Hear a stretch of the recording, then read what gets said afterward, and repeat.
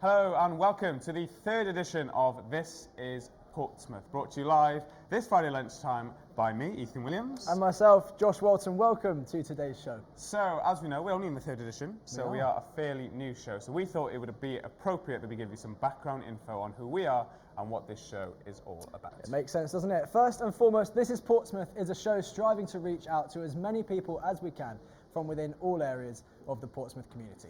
All of our shows are designed to explore this great city via the means of television, and we will be looking at the culture, local community projects, sport, education, and hopefully provide a show that has a little bit of something for everyone. So whether it's an insight into community projects you can get involved in, exclusive performances from local bands and musicians, or the latest news from our favourite football team down the road at Fratton Park, we're sure to have something for you.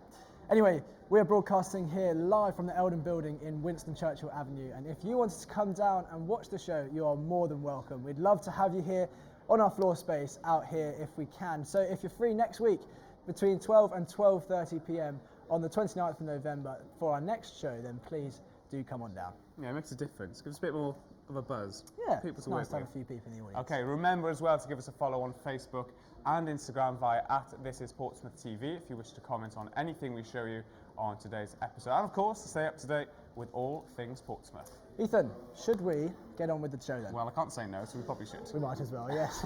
We have a few special guests for today's show. We'll be talking with Keith Morley, a representative from the Men's Shed organisation who is making a big impact on the Portsmouth community. We will also have the local band Fake Empire coming in to perform one of their songs, I Heard You the First Time. And after that, we'll be having a chat with the lead singer, Les Black, who will be talking about the local music scene here in Portsmouth. But to begin today's show, we're going to be taking a look at Remembrance Sunday and revisiting what happened last week in the Guildhall Square.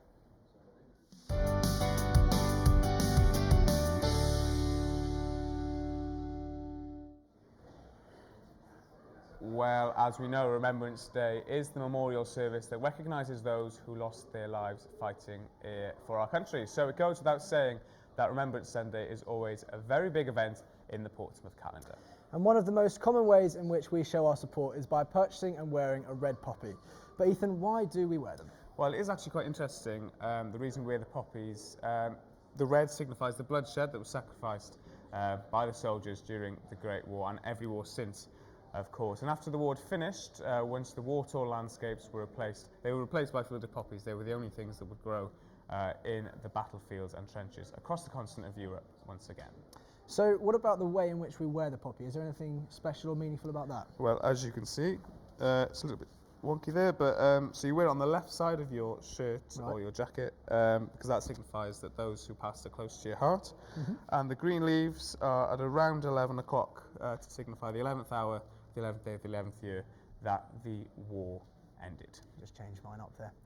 We see a lot of poppies worn during the Remembrance Sunday service in Guildhall Square, which is always held on the second Sunday of November every year and has been a tradition since the end of World War I in 1918, where on the 11th hour of the 11th day of the 11th month, the Great War ended. Well, here at the University of Portsmouth, we have been sending out a team to record a live stream of the service at the Guildhall, which, just like this show, is broadcasted onto the Guildhall big screen and has been doing so for the past 9 years, so that everyone can observe the day from a closer perspective. So we thought that in conjunction with this, we would send out a team from This is Portsmouth to get the thoughts and feelings of those attending the parade and see what they had to say. Take a look at this. Well, I really worry that we've got a generation of people now that don't have parents or grandparents that served in our nation. So I think Remembrance is a really good opportunity for people to learn about the sacrifice that others have made. And I think we come every year. Every year, yeah. And Every year. it's showing respect. Yeah. It's our respect for those lovely souls that gave their lives for us. For me personally, I guess it's kind of a time to reflect on previous wars. Obviously, not experienced, but kind of learnt about and stuff. My great grandfather was in the World War I, so like that kind of on a personal level is kind of what I personally remember. So.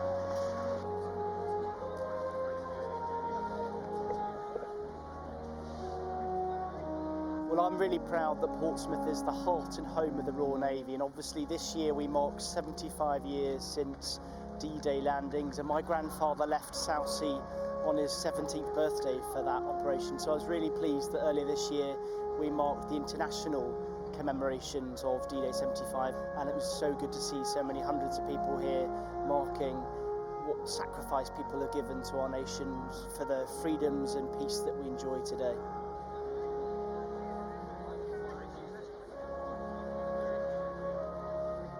So I came today to represent the university and lay the wreath on behalf of both the university and the student union. It's important to not forget, as much to remember, and it's good for sort of community spirit, I think.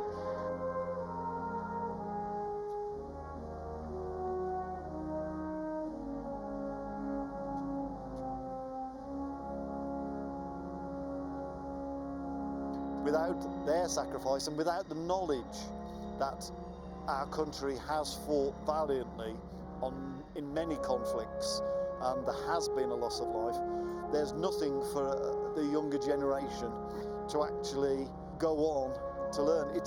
Our history is a part of a vital feature that to stop history repeating itself, to stop wars in the future, you have to learn about conflicts in the past.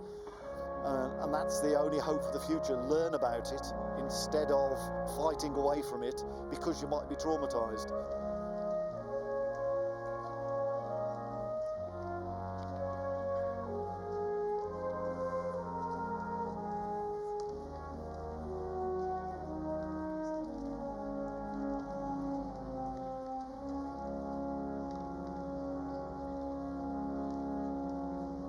I think it's massive. I mean, it gets everyone together. Like, there are thousands of people here today, so it shows that, like, no matter what, like politics, whatever, everyone's just coming together for the same reason. So it's good. Yeah.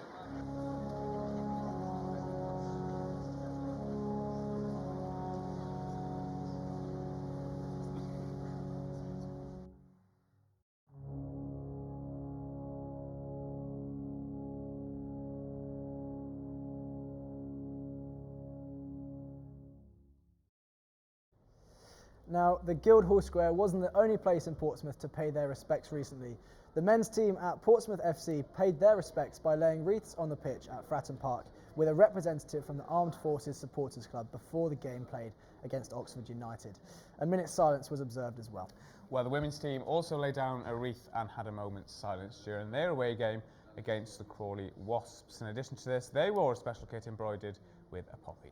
So, sticking with football, let's talk about the Pompey FC women's team.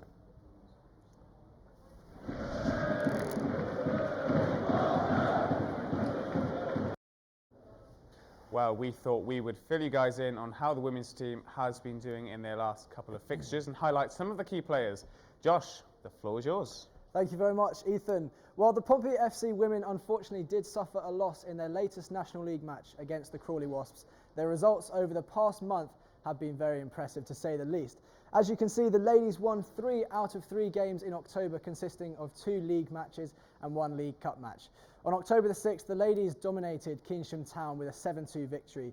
Shemaine True scored early on, with Becky Bath also scoring a brace, bringing the score to 3-0 by half-time. Then the opposition did briefly bring the game back to 3-2, but a brace from Tamsin de Bunsen, a goal from Jade Widows and Becky Bath securing a hat-trick meant that the ladies secured a comfortable win in the end.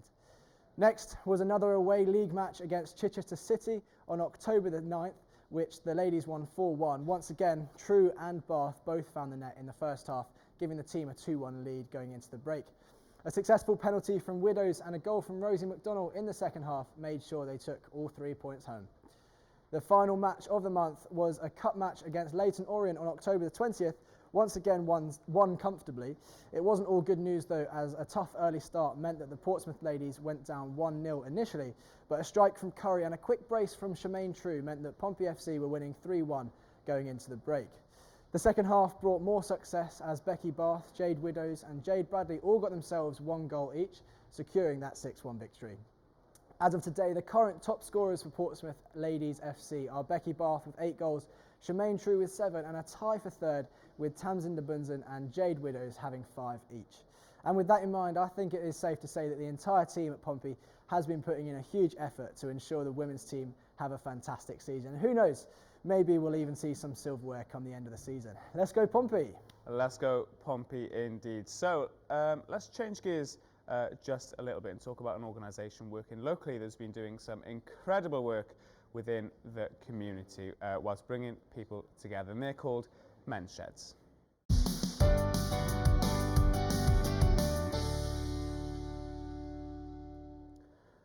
So, who are Men's Sheds? Well, they're a group dedicated to helping people connect, converse and create. For a bit of context about the organisation Men's Sheds, we're going back over to Josh before I sit down with some representatives from a local shed project and discuss how this movement has helped the community. Josh, take it away. Once again, Ethan, thank you. Men's Sheds is an association that actually began in Australia, but has since also been active in Canada, Ireland, and of course here in England. The concept of Men's Sheds is quite simple. Members of the community meet up in a nearby location where like-minded and hard-working men can pursue practical interests, practice physical skills, enjoy making and mending, or just have a chat with other members. While these hard-working individuals often work on projects which benefit their local communities, that is not the only or main objective of Men's Sheds. Sometimes the Men's Shed organisation find that once men reach retirement or find themselves with a bereavement, they can have trouble maintaining social connections, and this loneliness can cause both mental and physical health issues. Men's Sheds provide a judgment-free workspace for men with spare time to interact with other like-minded individuals, to work on projects together, develop friendships, and even have an opportunity to open up about personal issues or anything on their mind to other shedders. It really is a great way to keep those involved socially active, and it is very easy to find a shed near you. If you go onto the official Men's Shed website at mensheds.org.uk, you can type in your postcode and the nearest sheds will appear on the map in front of you. Once you've found a shed close to you, you can directly contact them and see their availability, and it is that easy. In fact, there are a handful of sheds in Portsmouth and in the surrounding area, and we are lucky enough right now to have some representatives from one of those sheds in the studio with us. So for a quick chat about the organisation, it's over to Ethan. Thank you very much, Josh. Well, joining me now, excuse me, is Keith Morley and Melanie Fitzgerald from Haven't Shed. Well, thank you so much for joining us. First of all, it's great to have you here. And actually, am I right in thinking that you were at that parade, the Remembrance Parade? In London, yes. You went to the one in London as well? Yeah, I went to the Royal Albert Hall Festival of Remembrance on Saturday, and then I went to London while I was out there, made a weekend of it. Am I right in thinking that you were in the armed forces as I well? was in the Royal Corps Signals, yes. So something that's quite close to your heart? Yeah, yeah. Well, brilliant. So thank you very much once again for coming in. So we're here to talk about an organisation called Men's Shed, as Josh has just mentioned in the intro. Keith, let's start off talking about what is it, not only what are they for, but what is it to you? Why is this organisation so important to you? I work as a sort of coordinator between Mind, the mental health people, and the Haven't Men's Shed, which is predominantly woodwork. And my aim is to combat loneliness, which is probably the biggest male killer in the country, I think. We've got probably 100 members, 40 of which are active, and we're predominantly wood. It's a hobby shop, you don't have to do anything. Yeah. It's split into two halves. One half is social, the other half is the woodworking section. If we want any metal work done, we go over to Gosport. But yeah, we make bowls and walking sticks, and we make benches for hailing or wherever, whoever wants them. We get most of our tools from widows or couples that are downsizing and moving into sheltered accommodation, and we take everything, we sort it out, the rubbish goes down the tip, and the rest either goes refurbished, tools for self-reliance, or we put it on eBay, really. Oh, and that's how we make our money. Yeah, and Melanie, Keith mentioned there about combating loneliness, which is, as Keith mentioned, is something that seems to be on the rise, and something that, do you think it's something that's difficult for people to talk about, and is that something you think as an organisation yes, it is, quite and good at? particularly with men. Women generally have quite good social networks through their children and their children's friends and things like that, but with men it's a lot harder, and when it first started they wanted a place for men to meet that wasn't in the pub, something away from alcohol, and it's amazing. I volunteered at Mind running some art classes for a few years, and went along and saw the Haven't shed and thought it was amazing.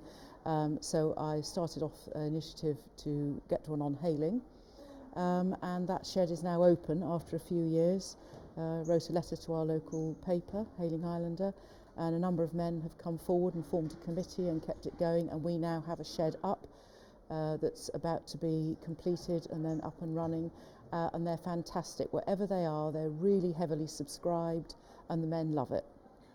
Just out of interest, really, do you get a lot of younger people coming, or is it something that generally you think affects an older generation, or is it something that you think loneliness, Keith, can affect anybody, really? What do you think? It's mainly people that have retired, or perhaps they've just come through mental health issues. Yeah. We've all got mental health issues at the end of the day. Maybe they just got divorced or something like that, and they're just looking for somewhere to go to basically to stay warm and safe. And to socialise as well, which is something obviously quite important, especially if, as you said, if people are have gone through a bereavement. I imagine, Melanie, it's quite a nice support network, something that people almost look forward to coming to socialise to. Is that right? You can just go and sit and have a coffee and chat to some of the other men, or just sit in peace and quiet on your own, or you can be involved with a woodworking project, because the alternative for some people is staying at home on their own doing nothing. So and then men will make other friendships when they're there, and perhaps go and do things separately. Keith's involved with loads of other areas of the community, supporting the shed, and the shed support them in other ways. So everything about it's really positive. So just quickly, where can people get information if there's something they want to get involved with or feel like they'd like that network? Just Google it, Men's Shed Haven't, or anywhere. I think there's 900, is that right, Keith? Yes, there's about 900 sheds. We're also CIO, so we do have women members. So we just add a WO on when they come in to the front of the... Thank you very, very much for coming in to speak to us. Actually really great to talk to you, and I think it's, as we said, something quite important, an issue that I'm really glad that we're dealing with. And some of your students are going to do another little film, a special video on it, just entirely on the men's shed. Brilliant. Well, we look forward to seeing that. So that would be great. And hope to get to speak to you again very soon. Thank you very, very much for joining us. As we said, it's great to see organisations like this helping out the local community. It can make such a huge difference to the people who need it most. Okay, we're going to move on to the final segment of today's episode of This is Portsmouth, and we're talking the local music scene.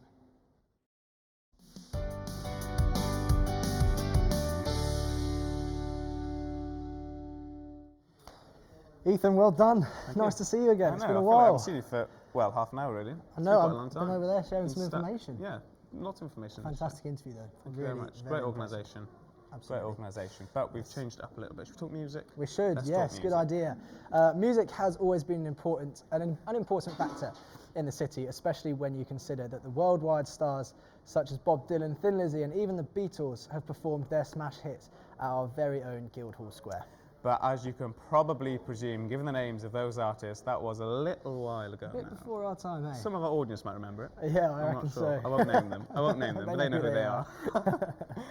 So there are multiple venues all around Southsea which host a large variety of tribute bands, local artists and exclusive gigs, which are the perfect place to go out with your friends over the weekend and listen to some music. And an example of such venue is the Wedgwood Rooms, located on Albert Road, commonly known as the Wedge. This music and comedy venue has featured multiple big international bands and artists for many years. Additionally, as stated on their website, they host an annual showcase for local bands, giving the city's hidden gems an opportunity to perform to a local audience and maybe even gain a few fans along the way. Well, another Southsea venue that you can go to for a good night out is Portsmouth Pyramids. This venue is another great place to see some exclusive gigs, as well as some up-and-coming local indie bands. Luckily for us, Ethan, and luckily for us in the audience, we don't need to go anywhere to see some music. A local band going by the name of Fake Empire kindly let us go along to one of their recordings of their single, I Heard You the First Time. Everyone, please give it up for Fake Empire.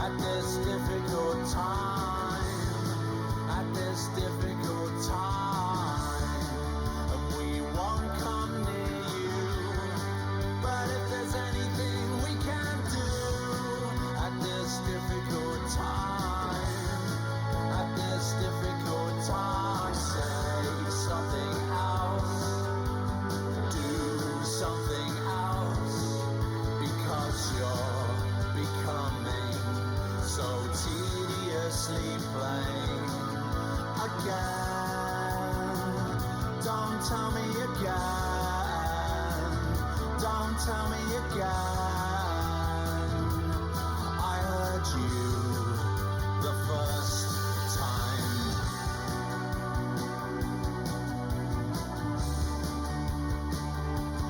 I heard you. I heard you the first time. Say something else. Do something else. I heard you. I heard you the first time.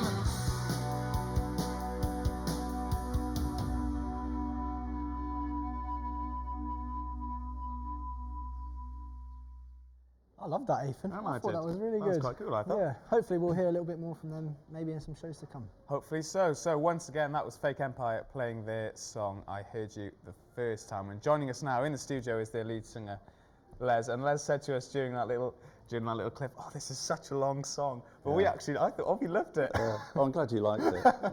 It's a bit embarrassing hearing it back myself. Oh, it's class, mate. Really good. So thank you so much for joining us. Yeah, you're welcome. Let's go back to the beginning, right at the start. Where did Fake Empire come from? Where did the band form, and how did you get going? Well, we formed in this building in Did you? Eldon. Welcome 'cause home. We're all, we're all members of staff here. Well, you know Becky, and Simon is the associate dean, and I look after IT. It's exciting. But I wonder if you can help. We're having a problem with the auto cue. I'm not sure if you can check if it works. Yeah, You can have a look at it. no, I'm off duty. But yeah, so Simon and I we'd both been in bands for years, and then we ended up sitting together, me, Simon, and Charlie, and playing guitars and stuff. And then we just started jamming, and then we wrote a couple of songs, and then we didn't have a drummer, so we heard that Becky played drums, and she came along to a practice, and yeah, got the gig. It was good. Yeah. Yeah, and we heard there the type of music that you play. Yeah. Who would you liken yourself to in big, like worldwide acts? Well, people who come and see us say we've got a kind of 80s sound, an 80s post-punk sound. So we're into those bands like Joy Division and Editors and New Order, Cure, Smiths, that kind of alt bands from the 80s. So yeah, and modern day bands like Interpol as well. So we kind of got all those influences jumbled up in there somewhere. So I'll give you this question. This might be quite a difficult question, actually, but I'll make it a bit easier. Dead or alive, if you could open and support any band, any artist, who would you love to just be on stage? If Dead or Alive, I'd say for me it'd be the Smiths. Yeah. They're just the best band ever. But nowadays bands, I don't know, The National or New Order. I think Simon would say The Cure. I'm not sure about Becky. She likes more modern, obscure stuff. But yeah. And you are a local band, obviously. Yeah. We work here and we live around Portsmouth. So. Would you say that it's a little bit of a trap for local bands for getting out expanding into the wider community? It's difficult to get out of Portsmouth, but the good thing about being in a Portsmouth band is that there are loads of other Portsmouth bands who are really good, and they're really sociable. And we practice a rehearsal room called South Sea Sound, and through there, that seems to be a hub for Portsmouth bands, and everybody knows each other.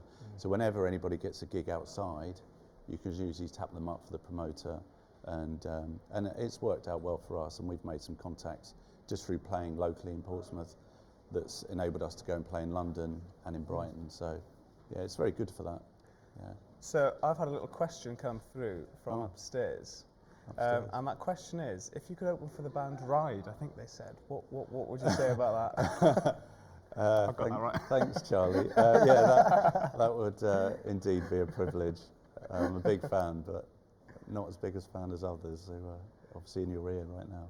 So just quickly, where do you see yourself going in the next few years? Do you see yourself growing? Do you see yourself expanding, writing more music? Well, our fan base has really grown. We've only been going about 2 years, so yeah, I don't know. We're just sort of recording stuff. It's being well received, and we're putting it on Spotify, and we're making a tiny bit of money from Spotify and sales and stuff like that. So And we've got loads of ideas just coming thick and fast, so we're just going to carry on and see. But we definitely ultimately want to be playing more gigs outside of Portsmouth, as much as we love Portsmouth. And as we mentioned earlier, the Wedgwood Rooms is somewhere that you're actually playing tonight, am I right? Yeah. So that's sold out. So we're playing with our friends who are doing an album launch called Curbwire. So we'll be down there, and then we're down there later on in the month as well. We look forward to coming to see it. Thank you so much for joining us. We'd love to chat longer, but unfortunately, that's all we have time for. So let's have another quick round of applause for Les and Fake Empire, please. Cheers. Now, of course, there is so much more to discover about this wonderful city, but unfortunately we have run out of time, and that is all we've got time for on this edition of This is Portsmouth. Well, thank you so much for watching. Be sure to check us out on YouTube and, of course, Instagram and Facebook. Thank you so much for tuning in the audience, in Guildhall Square, and, of course, online. See you later. Bye-bye.